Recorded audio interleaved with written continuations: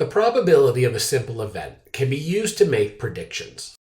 For example, if a 6-sided number cube is rolled once, the probability that a 2 is rolled is 1 out of 6, or 1/6.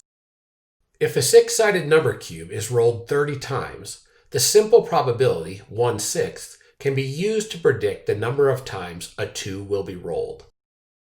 To calculate this prediction, the probability fraction can be organized in a ratio table, where 1 is the number of times a 2 is rolled, and 6 is the number of rolls. If the number cube is rolled 12 times, the predicted number of times a 2 would be rolled would be 2 times.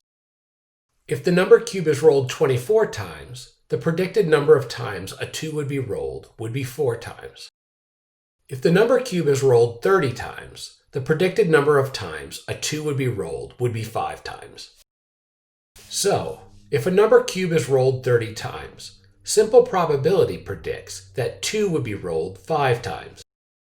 Notice that 5 over 30 is equivalent to 1 over 6, where the numerator and denominator of 1 over 6 were multiplied by 5 to get 5 over 30. Other predictions can be made by choosing other multipliers. For example, if the number cube is rolled 60 times, a multiplier of 10 can be applied to the numerator and denominator of the probability fraction, 1/6, to get the prediction that there will be 10 2s when the cube is rolled 60 times.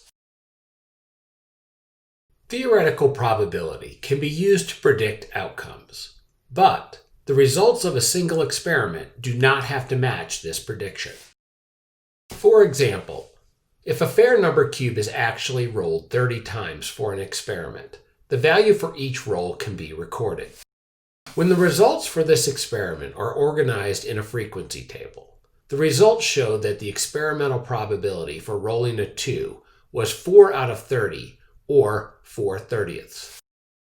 Notice that the experimental probability does not exactly match the prediction based on the theoretical probability.